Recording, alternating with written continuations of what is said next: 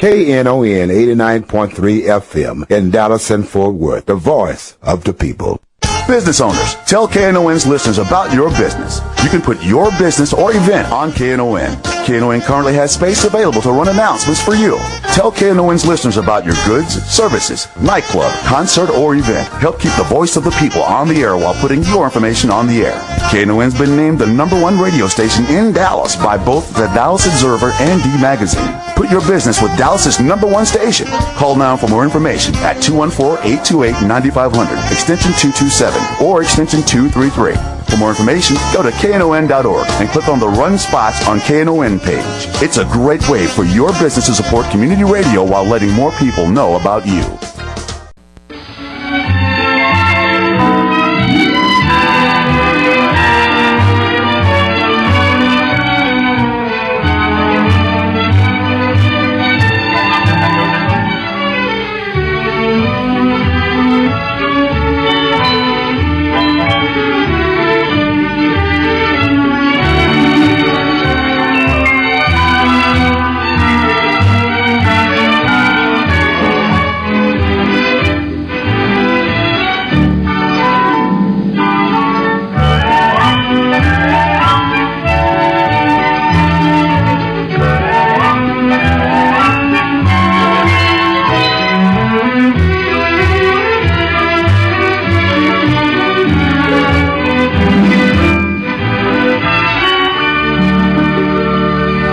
And good morning and welcome to Lambda Weekly, the world's oldest, longest-running gay and lesbian radio show anywhere in the world. Well, if it's the world's oldest, it would be the longest in the world. Right. We're coming up on our 30th anniversary, and we have some exciting stuff coming up for our 30th anniversary.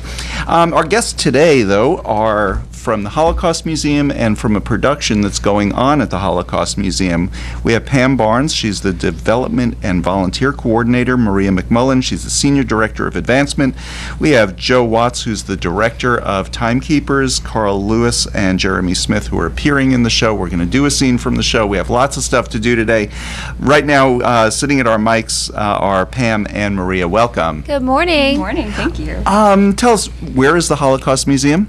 The museum is in the West End, historic district of Dallas, on Record Street, 211 North Record Street, right behind the 6th floor museum. I want to talk a little bit about, I love this museum, and I've been supporting it because for years I just love this museum. Tell us a little bit about the museum. What does it do that's different than like the National Holocaust Museum? First, I want to tell you what our mission statement is, because I think it's important that people understand really what's behind the programs and activities of the museum. We are dedicated to preserving the memory of the Holocaust and to teaching the moral and ethical response to prejudice, hatred, and indifference for the benefit of all humanity. And what that really means is that we're the only organization in this region, that includes North Texas, Oklahoma, Arkansas, New Mexico, Louisiana, that is dedicated to teaching the Holocaust and having people work through in education programs and other projects and through our exhibits, learning tolerance and becoming more accepting of all different groups and cultures that they interact with. And one thing Maria doesn't want us to mention is that our Holocaust Museum is better than Houston's. Well, we don't compete.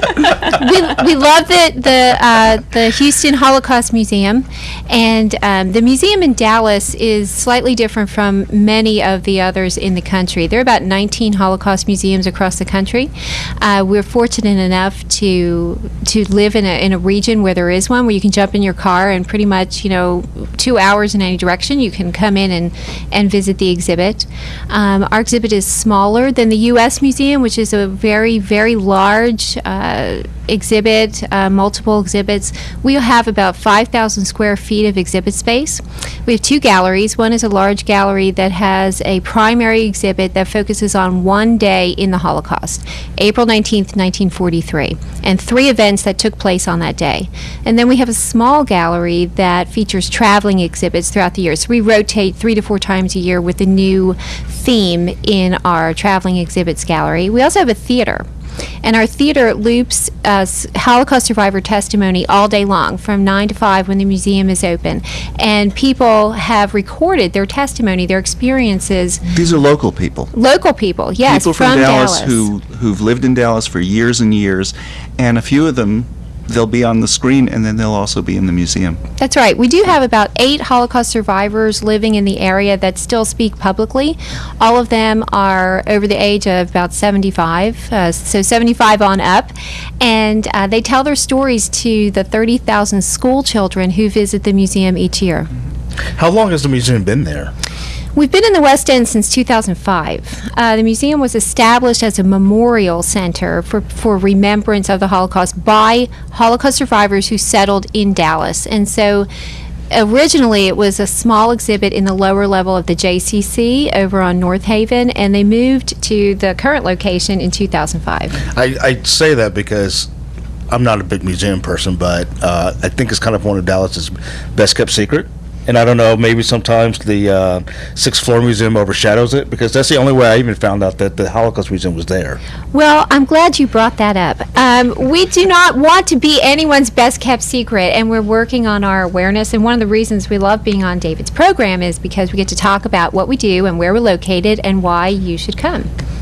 And you can get there by Dart Rail. Yes, we're right on the Dart Rail line. You get off at the West End station. Absolutely, and it's actually very interesting to be by the Dart Rail because you get that extra added experience when you're going through the museum. You get to hear those trains going by, and it just adds that extra element. There's one place in the museum, there's an old boxcar that was brought in from Belgium that actually was an actual boxcar used to transport prisoners.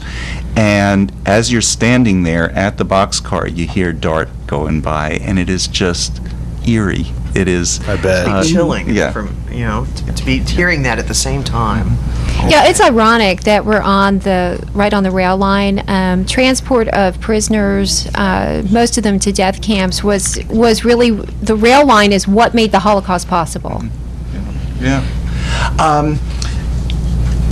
The other part of it that is so interesting about this museum that I don't know that other Holocaust museums around the country have done is that all the artifacts come from local survivors. Other than this boxcar, although it was local survivors who helped bring this boxcar in, and there is a link to one of our survivors with the boxcar, isn't there? Yeah, Mike Jacobs, who helped to found the Dallas Holocaust Museum back in 1984, he went to Belgium and coordinated the shipment of a boxcar to the United States. And he did that very well. I mean, he was able to have that brought into Dallas at no cost. And it's been a big part of the museum's exhibit and reputation for the past 30 years. We're coming up on a 30th anniversary as well in 2014. I think it's so interesting that, I'm a native Texan, and I was born down on the coast, and I think a lot of Texans don't understand just how a rich history the Jewish community has in Texas. I mean, in Waco, I went to school at Baylor, and Waco is a huge population of Jewish citizens there in Dallas, and I don't think rural Texas really gets that. They don't to grasp that. Is that something that you have in common across, like with the Houston Museum? Do you give it a Texas spin at all?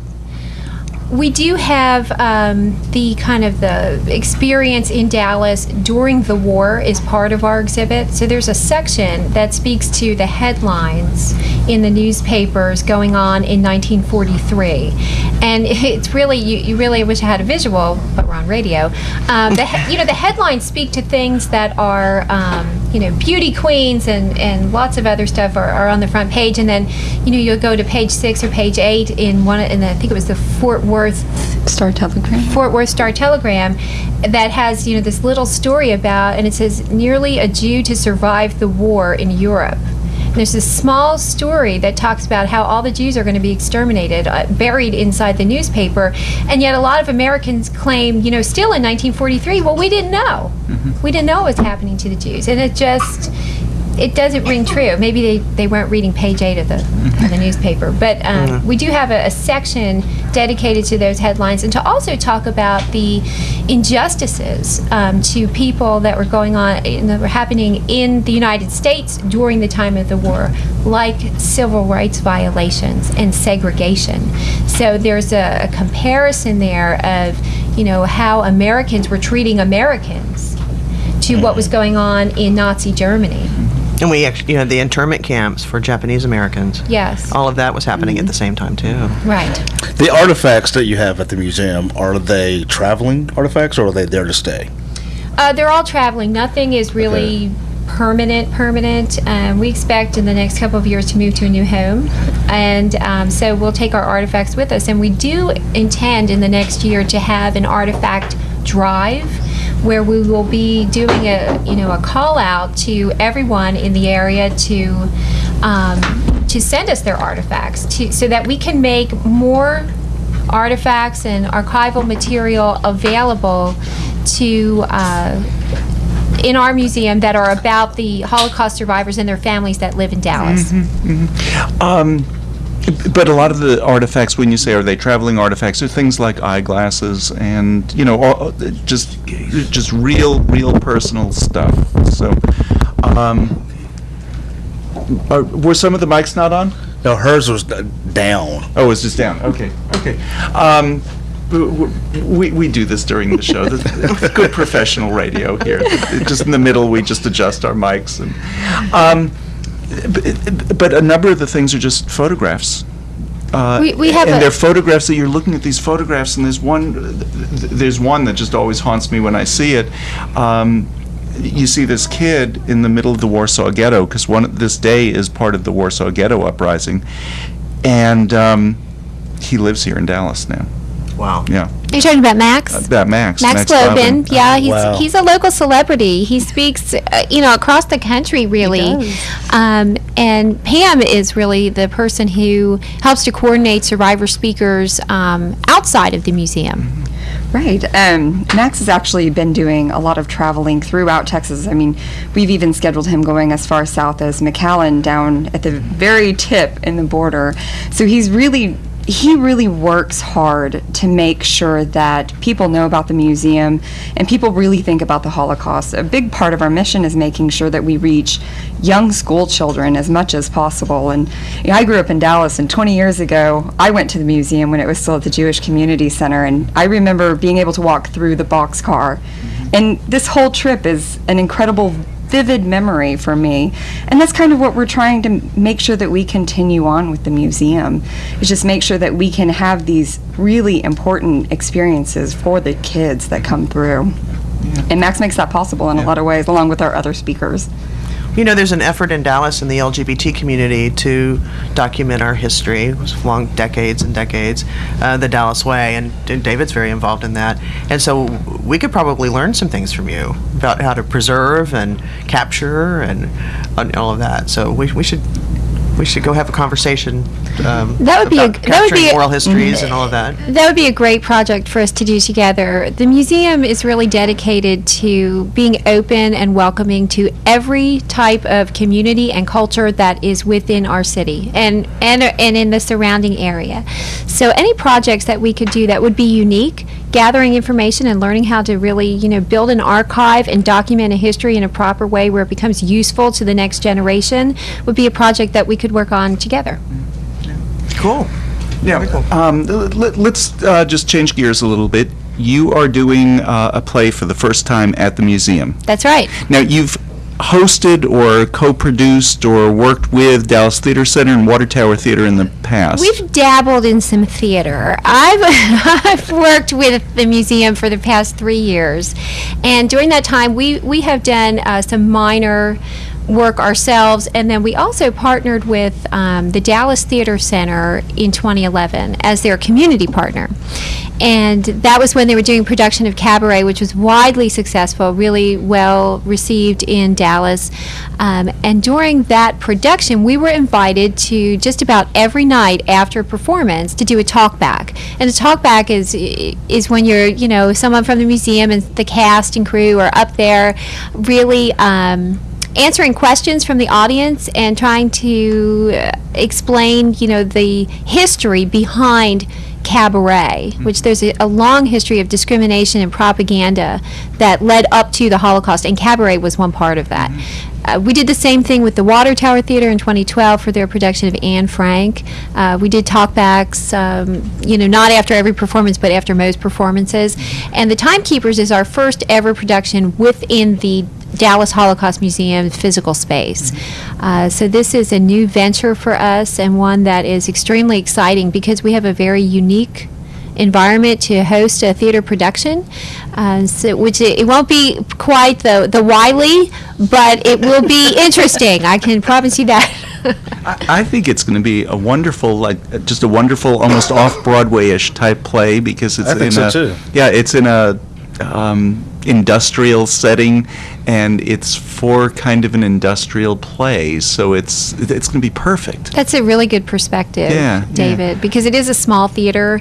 The show itself, the way that we're configuring the room, will only have about 75 seats in it for each performance, but it does have an industrial feel. The building that we're in is a historic building, and it was built in, I think, in the early 1900s, so it gives you the sense of, the architecture and the environment is, conducive to understanding the context of the play. Now, anybody who'd like to go, we're going to give this information several times. It opens this Wednesday.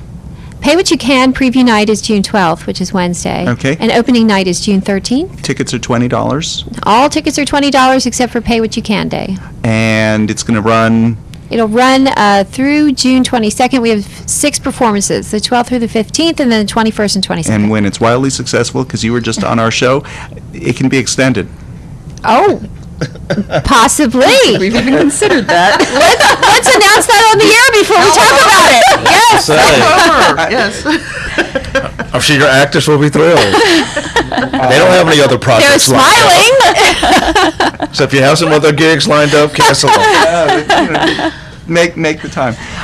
I'm expecting it's going to be that successful. I am too. Thank you, David. You're welcome. Well, your theater must be so excited. It's like, wow, I'm active during the day, and now I'm going to have some evening. Yeah, we'll never be turning off the lights.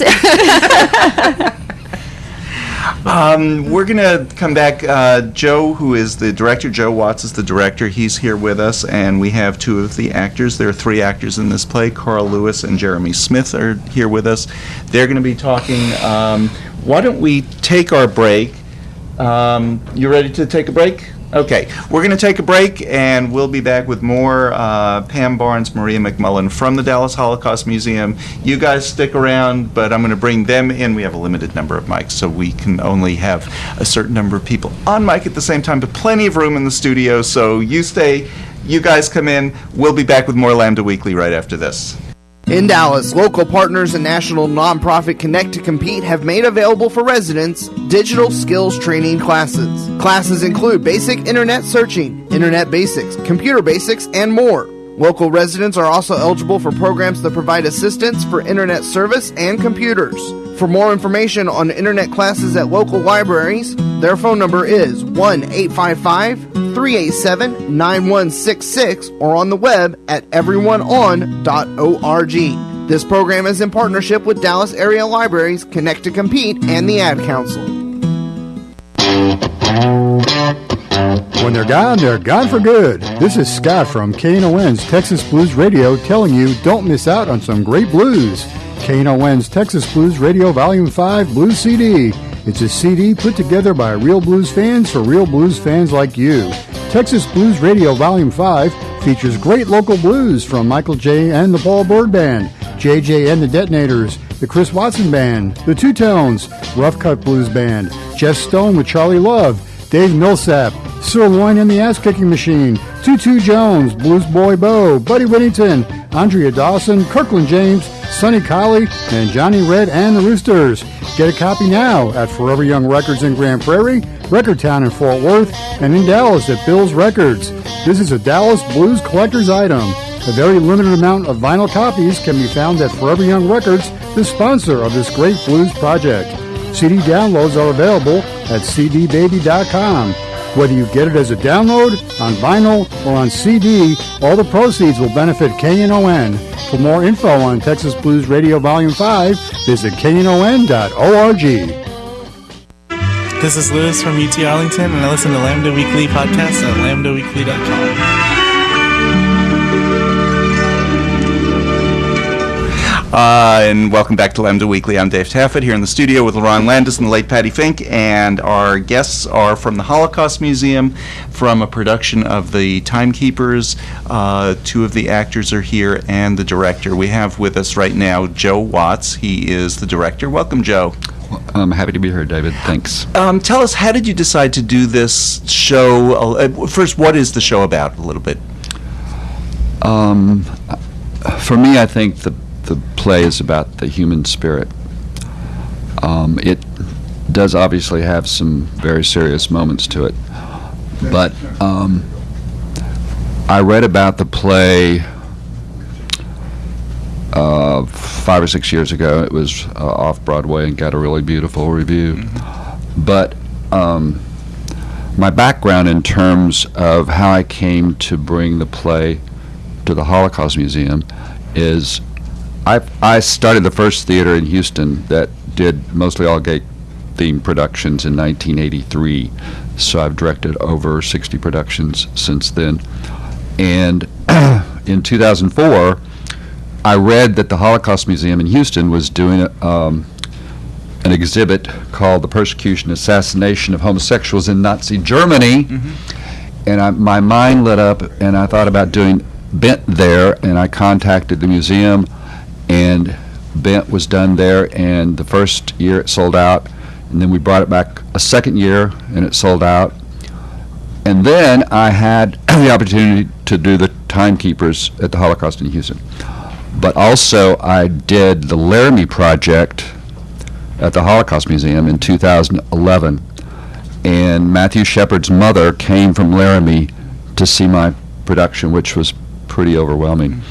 And the interesting part as far as the GLBT aspect is that Anise Parker, who's currently the lesbian mayor of Houston. The lesbian mayor. Yeah. She introduced Judy Shepard from the stage, and Judy gave a short speech before the production, and Judy received 3 standing ovations during her speech. I may get a little sentimental about that. But it was just so powerful.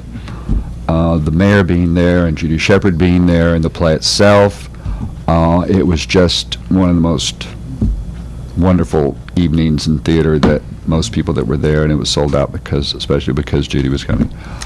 So I moved to... Go, keep talking. I moved to Dallas a year ago, February, for family reasons. And I was aware that there was a Holocaust Museum here as well. And so I approached Maria. We had a meeting about it. She was very in favor, very enthusiastic. And so here we are. Now, if you want tickets, you can get tickets online at thetimekeepers.eventbrite.com. If you don't have that, you can always call the museum and get information. And the number at the museum is, Maria, just run over to the... 214-741-7500. Okay. That's 214-741-7500. You can look it up online, DallasHolocaustMuseum.org. It opens on Wednesday, pay what you can, and then Thursday, Friday, Saturday. Right. The following week, Friday and Saturday. Right. Okay. With extra performances once we sell it out. That'd be wonderful. The people from the Holocaust Museum, for anybody who's not watching it, they're just going, oh, what kind of trouble are you getting us into? But they're used to me. David's a troublemaker, you know. Tell us a little bit about this show itself. It takes place during the Holocaust. Yes, it does. Yeah. It's called the Timekeepers because there's a horologist, almost an amusing term, but it means someone that works on clocks and watches. And the particular Jewish man that does this in the camp is overloaded with work, obviously because they took the jewelry and the watches off of the prisoners. And so the camp decides that he has so much work that they need to bring in an assistant for him who turns out to be gay. So at first the Jewish man is not having any of it, but then they realize that they're going to be together 12 hours a day, 7 days a week. So maybe they should start getting along. But the beautiful part that the playwright wrote in is that they both have a love for opera. And so they bicker and bitch. Yeah, you I don't know if that was a safe word or We not. call Lerone that all the time. all the time. And that brings an awful lot of humor to what is somewhat a very serious subject. But just the fact that I'm sure that most of the prisoners didn't have the experience or the opportunity to share something like this together in camp. But, you know, it's about two people that are completely opposite, and they learn to get along, enjoy each other, laugh, and even go to loving each other. Not in a sexual tone at all, just as friends. Okay, our two actors who are here are Karl Lewis and Jeremy Smith. You have a scene prepared from the play. That's right. Okay, Doc, did you want to move the camera? That's one of those things you don't normally say on radio, but you're going to use those two mics over there? We're just using this whole studio. We haven't been this creative in a long time. Why don't we do the scene and then we'll talk to the actors, we'll get to know them a little bit better. But this is a scene from the Timekeepers. It's a setup, if I will. Yeah. I picked this scene particularly because it's humorous and full of life, and it's a scene about when they first discover each other's love for opera. Okay, now, do you need them facing the mics or, okay, why don't you turn your backs to us, face the mics, and you'll be great. Good. This is from the Timekeepers. Now what's wrong, little bird? La ridana l'estasi, reggiante di pallore, e chi sono d'amore, la squadra ladra. Sono d'amore. You don't know the rest? Of course I know the rest. So, the horologist knows opera? I love opera. Are you sure you're not a homosexual? What? Just joking. I guess I'm some sort of humorologist. When did you start listening to opera? It was always played in my home. Oh, we had 3 seconds opera at home. 3 seconds? Literally 3 seconds. When my father would be changing the stations on the radio, he'd mistakenly stop on a classical one and say, "Sounds like two cats screwing in the barn." He had such a turn with words. At his funeral, I selected 2 lovely cat screwing arias. It was the highlight of our relationship. Oh. That's definitely an O. So how did you find opera? Bless dear Heinrich. Soon after coming to Berlin, I met him, and he took me to my first opera, Puccini's La Bohème. And as soon as I heard Que Gelida Monina, I was in heaven. It's true. That's what heaven is. St. Peter will be standing in front of the Scala, and he'll say, Hurry up, Hans, the curtain's going up," and hand me a 10th row center seat for Puccini's Tosca. All this from La Bohème? I could just imagine if you heard Verdi. I probably would have fallen asleep. Oh, you have 2 left ears. You cannot possibly even think of comparing Verdi with Puccini. No comparison possible. Verdi is cream, Puccini is mud. Mud? I wouldn't even put Verdi in the same class as Giordano, or Ponchielli, or Cilea. You just haven't experienced opera. Haven't Verdi's choruses made your soul laugh? Not music. Not music, his orchestration. Technical. He has no sense of poetry. Oh, you are deaf. Puccini's romance, passion. What do you know of these things? What do you know of these things? Enough. We speak different languages. That's it. That's it? That's it. Over. It's over because you decided? Enough. Some father you must have been. I was a good father. I was. I could just imagine what you think of UC Borling. Oh, that's a tenor. Pure, unadored singing. Shading, such a sensitive shading of colors. That tone. Inner feelings. As if Puccini was writing for him. No, he was Verdi's instrument. Histrionics. Verdi leads his singers to histrionics. Enough. No, not enough. What about Kirsten Flagstad? A diva. Notes that angels couldn't reach. She ate her notes, and if she had a knife and fork in her hand, she'd turn around and eat the scenery. Blasphemy! You're right. I was just enoughing you. Her Kirsten Aida. is the diva. Her Tosca. You do laugh. Only on July 17th. Is that today's date? Mm-hmm. You'll never be a horologist. Do you think so? What does it matter what I think? Oh, you're getting serious again. I thought on July 17th you smile. Only once. Well, at least I was here for it. Then it counts.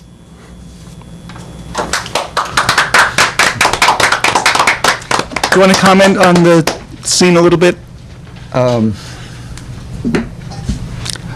It comes fairly early in the play. And it's so much fun in terms of how passionate they are with different composers and so forth. And I think that's the turning point when they start bonding because of that. It gets more serious and it changes back to a little more light. It's not a depressing production in the least. It is about the human spirit. So I want people to come and enjoy that part of it, and it takes place at a concentration camp, but something beautiful did happen there. Right. You guys are really wonderful. Yeah, pretty good. That was awesome scene. Why don't you two guys come on in here so that we're not talking to each other's backs? You can share that microphone right there.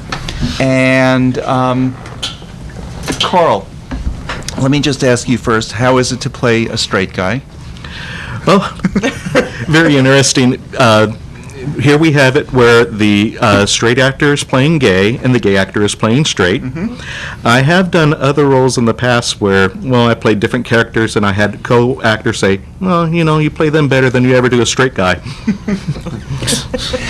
Okay, and so Jeremy, anything about playing gay? Not in the slightest. As an actor, you're never allowed to pass judgment on somebody that you want to play. So that, and plus I have history. It's 2013 and I'm fairly young, so the world is pretty open-minded these days as far as me growing up. So maybe a little bit different than maybe an older generation. Joe, was that intentional? No. It just happened to work out that way. Well, what I think was so unique, in as much as the play is about their love for opera, Jeremy's brother actually teaches opera singers at SMU. Yep. Wow. And Karl's partner always sings in the chorus of Dallas Grand Opera. So the chance of that happening are I don't know, 1 in 10,000, 1 in a million. So, that was just kind of freaky and cool. And when I learned that, it was like, oh, wow. Did the two of you get some coaching from? Oh, yes. Oh, yes. Neither of us are the singers in our households. Yes, definitely.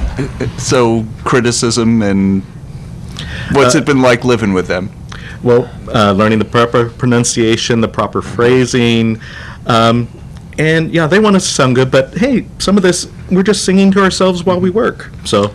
There were many times in the rehearsal process I would say, is that really how it's pronounced? Yes, they did work on us with all our words, for sure.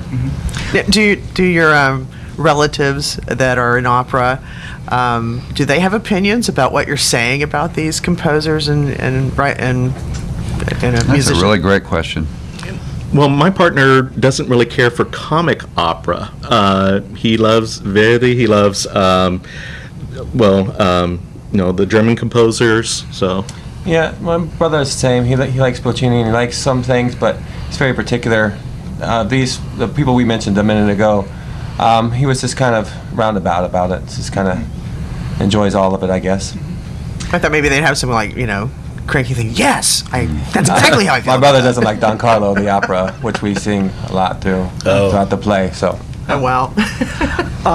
Is there a reason for the particular operas that are chosen in this? Well, actually, yes. The playwright picked these particular opera segments for what we're singing about. Yes, we're singing in Italian, but the words are very meaningful. What we just sang about, it was, as I started, I'm talking to a watch and I say, "What's wrong, little bird?" And the words translate as, "What a joy to see again the one that I cherish, to hear a word of love again come from her heavenly lips and then to perish." And so it really has a resonance for those that understand the context of what we're doing in the opera. Let's talk a little bit about your background. You both have somewhat of an acting background. Yes. Jeremy, you just got back from California. You spent several years out there. Yeah, I go back and forth between Los Angeles. I started acting in about 97. 2001, I became a member of SAG. Acted in a Tarzan series back on Fox years ago. Toured the East Coast with the Von Ryan Players doing Othello. And, some guest spots, some commercials here and there as it comes and goes. And? Well, my first gig was back in 1970, we won't say when. Mentioning that, I just ran across an article where it said, it was mentioning me, and it said David Taffet, 39, and I said, isn't that funny? I'm 39 this year, too. So, sometimes things change, sometimes they don't, so. But no, I started as a puppeteer at Six Flags. And yeah, I did, volunteer community theater off and on, but I've not acted for over a decade. I was focusing more on music. I play in orchestras and in bands. And then had an opportunity to come to an actor's workshop that Joe was running at Cathedral of Hope. And he saw and, was interested in what I was able to offer and asked me to come audition. Do you use, and I'm always interested in this, do you use a particular method of acting? And here's the background of that question. A lot of people who've listened know that I've done, like, Friday Night Lights, have a part that's, like, one line long, if that, in all of these different episodes that I was in, but had lots of fun doing it. And in talking to other actors who came from much further than just Dallas down to Austin to film these, we're sitting talking about, what method do you use? And my method is, if the director tells me to do something, I do it because I don't care. That's my method. I think yours is the blurt method. Yeah, exactly. Exactly. Well, I was educated, I guess, under T.A. Taylor at Katie Studio, my first teacher. And then after that, I went to the Beverly Hills Playhouse. And so I've studied different types of methods under Stanislavski and all as that comes about. I feel like at the Playhouse, it was broken down for me as kind of mix them together. Sometimes I will be a method actor, sometimes I will be more technical as far as how I approach a role. I think it all depends on the role and where you need to go with the character. For me, it's when I'm working with a puppet, it's what's going to get that emotion through this chunk of felt and styrofoam.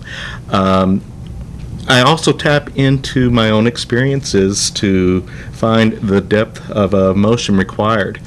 Honestly, this role is larger and more demanding than any that I've taken on. Mm-hmm. Joe? I think what was interesting about going back to what the lyrics mean that apply to situations in this play is that a lot of it is because Benjamin was separated from his wife and his two children, and Hans is able to get information about his family through sexual favors. Mm-hmm. Wow. That's kind of a powerful little subplot. Wow. We're going to take a break with that. You can get tickets to Timekeepers by going to thetimekepers.eventbrite.com. You can get tickets or get information on how to get tickets by calling the museum where the play is going to be staged. The Holocaust Museum is on Record Street right at the railroad tracks, the DART tracks, 1 block from West End Station. The number, if you want to call the Holocaust Museum, is 214-741-7500. You can go online to dallasholocaustmuseum.org. All the information will be there. If you still can't get any information, just Google Maria MacMullin and call her at home. No, Maria said. But I'm never home. Oh, okay. Her She's home always at number the is- museum, so just call the museum, ask for Maria. You're listening to Lambda Weekly on 89.3 KNON FM. I'm Dave Taffet here in the studio with the late Patti Fink and Lerone Landis, who is dying. And we will be back with more right after this. GoodSearch.com provides a way for you to support nonprofits like KNON with your online shopping and dining. GoodSearch.com offers a downloadable toolbar for searching from your computer called Good App, so your purchases can go to support KNON. With Good Dining, every time you go out to eat at participating restaurants, then a portion of what you spend gets donated to KNON. Registering is easy at GoodSearch.com, and KNON 89.3 is the name to enter in your account settings for charity selection. Support KNON with your online shopping and dining at GoodSearch.com. Hi there, this is Short Stay, inviting you to my R&B guitar party on Father's Day, Sunday, June the 16th at Port Davis Pub, starring George Stansdale, Cookie McGee, Jimmy Preacher Ellis, Sam Whitaker, and Chester Burns, featuring Jewel, for a Sunday evening of fine rhythm and blues guitar. Included is a free chicken dinner courtesy of Henderson Chicken while it lasts, so get there early to eat. Doors open at 4 p.m. Tickets are available now at knon.org. Bill's Records and Forever Young Records in Grand Prairie. Poor David's Pub is located at 1313 South Lamar in Dallas on the south side. Make this a Father's Day to remember with George Stansdale, Cookie McGee, Jimmy Preacher Ellis, Sam Whitaker, and Chester Burns, featuring Jewel and me. Short Stay at my R&B guitar party on Sunday, June the 16th at Port Davis Pub. This is a KNON benefit event. Tickets are also available at the new location of Henderson Chicken at Walnut Hill Lane and 35 and at the Henderson Chicken on Grand Avenue. This is Raphael McDonald from Resource Center Dallas. You're listening to Lambda Weekly on 89.3 KNON FM. We love this. Anyway. Yeah, we're on the air. Yeah, where are we? We're back. Where are we? We're in the station, in the studio. This is Lambda Weekly. Thank you. And you are? Lerone Landis. With the late Patti Fink, and I'm David Taffet, and we have lots of guests here in the studio. I like this controlled chaos that we're doing today. Maria, I think your kids disappeared.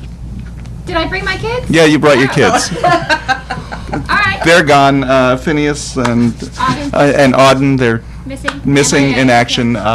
Sorry, but the show must go on. There'll be a pledge premium your next pledge drive. That's a good idea. We've never given away kids as a pledge premium. Oh, Lord. We have on mic with us right now the director and two stars of the play The Timekeepers. It's going to be staged at the Holocaust Museum. If you'd like to get tickets for it, go to thetimekeepers.eventbrite.com. For the second week, it's thetimekeepers2.eventbrite.com, or go to dallasholocaustmuseum.org, or call the museum at 214-741-7500. And if none of that works, just call Pam or Maria. They would be delighted to talk to you. Tickets at Will Call, too. Oh, and you can just get tickets at Will Will Call. be open 1 hour before the show. Right. Joe, you were just telling us a line that you just really love from this play. When the Jewish horologist decides to help Hans in learning how to repair watches, they come to a part and he's a little rough with a particular watch, and he says, go ahead. No, slower, much slower. She must be handled gently. How do you know this is a she watch? All watches are women. Clocks are men. Maybe I do better with clocks. I love that. That's a good line. That's a great line. And the closing of this particular scene goes like, Are you paying close attention? Memory, no notes. Good. Now, am I a horologist? About 1/4 of one. Thanks. That makes me a whore. So it's a very clever play, even though it takes place in a concentration camp during the Holocaust. I'm looking forward to seeing it, and we're trying to sell this out. Not that it benefits us; it benefits the Holocaust Museum. Absolutely. But we're trying to sell it out to extend the run so that these two actors will not be starving and out on the street. I've worked with actors before. I know how it is. I don't want you on the street starving. Well, thank you. I appreciate that. We do our best. You said that this is your, Karl, that it's your biggest role that you've done. How have you prepared to do that? Like, put your whole life aside? Well, yes, we have been rehearsing almost nonstop ever since Memorial Day. We rehearsed before that. A lot of study, a lot of memorization, and all different types of mnemonic tricks to try to recall what we're saying.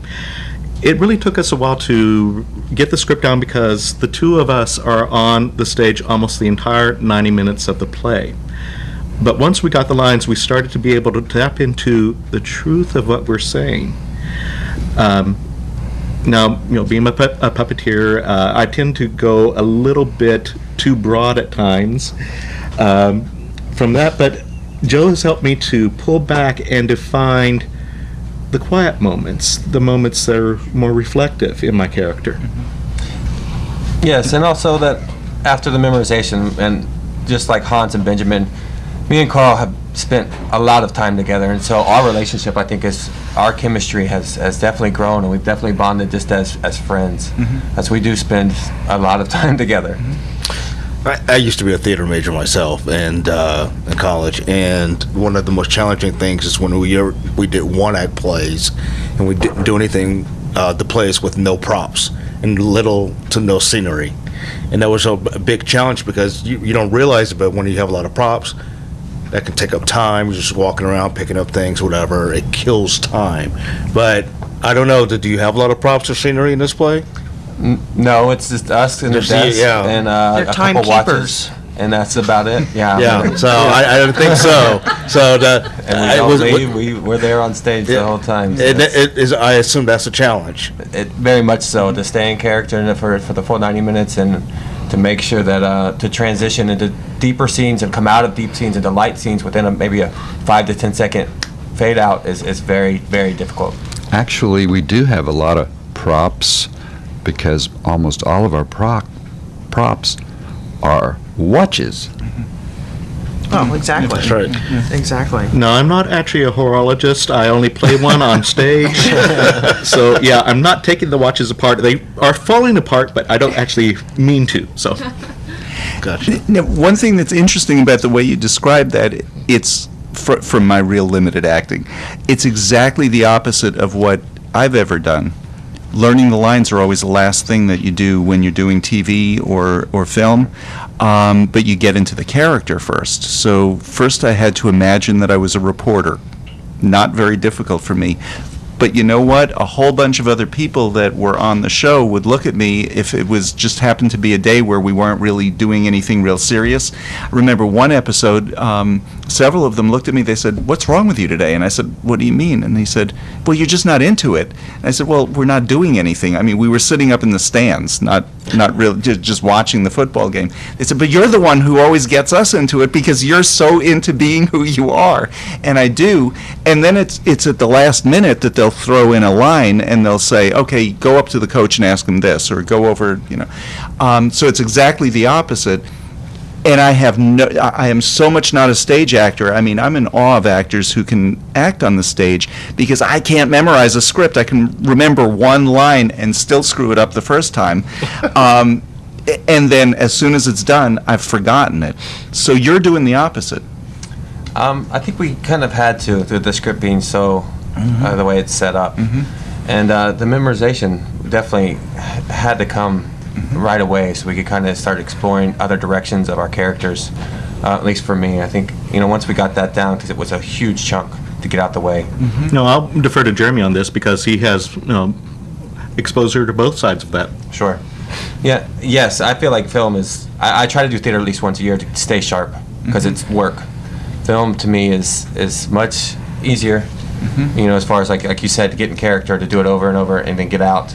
This is something you have to study for a month and make sure you have it down and then perform it. So two very different sides. Right. What's interesting from a GLBT standpoint is over the years, 30 years that I directed 60 productions in Houston, a lot of theater people would ask me, "Joe, why do you direct only gay themed productions? And my simple answer is because I want to. And I don't direct anything that I don't have a passion for. Mm-hmm. And believe me, my passion for this play is huge. Yeah, I'm looking forward to it. It sounds like a wonderful story. Do we know about the playwright? Is the playwright LGBT? Yes. Yes. 'Cause it sounds like it has a powerful medium to explore lots of different things about the LGBT community and thoughts in a very specific time. The play is almost hidden in some respects. It's been done around the world. It's been done in Germany and Israel and all of that, but it's not a play that's recognized a lot. It's not necessarily done a lot, sadly, to my estimation. But, you know, thankfully it was done off Broadway, and that's when I read about it and was able to get the script, and then the rest is history, or herstory. Horstory. I want to bring in the at least one of the Holocaust Museum people. Again, Pam or Maria, you wanted to talk a little bit about volunteering at the Holocaust Museum. Yeah, the museum has a really robust volunteer program. It's grown with Pam's leadership, really. Pam is the volunteer coordinator. With her leadership, we've grown from a handful of volunteers all the way to 150. Closer to 200 now, actually. To over 200, nearly 200 volunteers at the museum. And there's so many opportunities to get involved. You know, it's hard to imagine what it takes to run a small museum. Day-to-day operations take up a lot of staff time. We only have 11 staff people at the museum, and yet we see on the average of, 6,000 people a week. Wow. So it is, a tremendous undertaking to run a museum that has visitors all day long. There's opportunities to docent, which is more than a tour guide. It's really going through an in-depth training program to learn the material, learn the exhibits, really learn the history. So you're more than just a tour guide. You're becoming an educator for students and other visitors who come to the museum. We are opening up new opportunities to volunteer in our library, help us categorize and catalog our archives, and administrative projects. So we have something for everyone at the museum. And this is one thing. Most people assume that everybody who works at the museum is Jewish, and that everybody who volunteers at the museum is Jewish, and actually nobody who works at the museum is Jewish. This is my favorite question. Yeah. I get this all the time. The first thing, I don't consider myself very interesting, but the first thing people want to ask me when I say I work at the Dallas Holocaust Museum, they say, wow, it's amazing, but are you Jewish? Mm-hmm. And I said, no. And they're like, well, okay, well, the Holocaust isn't just about the Jewish people. It's not just for the Jewish people. It's a much larger subject. And so there are 2 employees out of 11 working at the museum right now who are Jewish. And the rest of us are, finding ourselves or not really having a religion of sorts. But the subject matter is wider and broader than the Jewish community. And one of the reasons that we exist, and it's so important that we give this gift to the city of Dallas, this Holocaust Museum and Education Center, is because the education about Holocaust, about tolerance, about acceptance needs to be given to everyone, needs to be available to everyone. Right, and that's really the theme of the museum. It's about tolerance. It's, educating about the Holocaust, but the theme is about tolerance. It is about tolerance. And there's no other museum in the city that does that. There's no other organization in the region that is dedicated to teaching tolerance and moving people forward to acceptance so that we become a city, a community, a country of people who accept one another, who don't see differences. They just see one human race. Mm-hmm. And we're all upstanders here at the show. Yes, you are. We've had the Dallas Holocaust Museum on several times. You are ultimate upstanders, and I'm so happy that you allowed us to come. We're very honored to be part of this. I thought you were going to mention that they are the only museum that preaches tolerance, because museums like the Dallas Museum of Art just preach hate. No. Didn't say that. David said that. David says things like that. Well, we're not going to have them on anyway, so we don't care what we say about them. Well, real quick, I know that Let's change the subject. My co-hosts are looking at me like, okay, this time he's just gone. Yeah, you lost He's doing it. his best to get the only person from the staff in trouble today. Yes, I am. I know, like, it's a big educational opportunity for people to come to the museum. Do you all ever go out and go to schools or anything? We absolutely do. We do have traveling programs. Holocaust survivors go out and speak to schools directly. We go out and speak to schools directly. We work with different theaters and partner with other organizations in the city and around the area to talk to all different types of groups. We have a lot of opportunities now to work with corporations and organizations where we can give a free talk or brown bag lunch to employees about tolerance, about the Holocaust, about different related subjects. Is the exhibit also over at Old Red still? We do have a small exhibit at Old Red through July, I think. Is it through July? Okay. And tell us what that is. Boy, I wish I could. I didn't set up that exhibit. Oh, okay. It's about Richard Kramer, isn't it? It's about the Holocaust as it relates to Dallas. So that's why we're in the Old Red. It really is about how the Holocaust relates to Dallas. So it features, one example is Clarice Tinsley's report on bringing in the boxcar when it was first brought in. So it's really kind of the evolution of the Holocaust Museum in Dallas and about the survivors itself. Oh, okay. A couple of different elements. We have an exhibit on Rudy Baum, who was a liberator. He was actually a Jewish immigrant into the States, and then he joined the Army and went back to be a liberator. So very fascinating things over there. And I just want to get in one last plug for the show. It's the Timekeepers. It's going to be at the Holocaust Museum. Opens this Wednesday, runs Wednesday, Thursday, Friday, Saturday. Then the following week on Friday and Saturday, you can call the museum to reserve tickets or go online to thetimekeepers.eventbrite.com.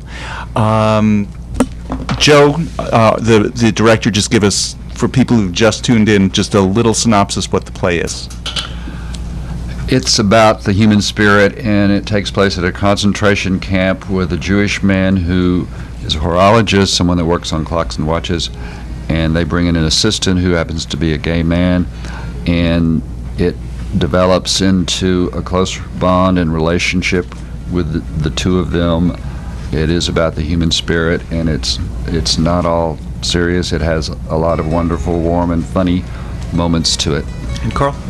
Yeah, we develop a bromance. And Friday nights is the talkback night. The Friday night performances will be followed by a live talkback with the cast and with museum staff, which will give people an opportunity to learn more about the show and about the Holocaust. Thank you, Maria. Thank you all. Thank you very much for Thank coming. you, David. And Thank Joe you, David. and Karl Thank and you. Jeremy, and we'll be back, and Pam. And we'll be back with more Lambda Weekly next week.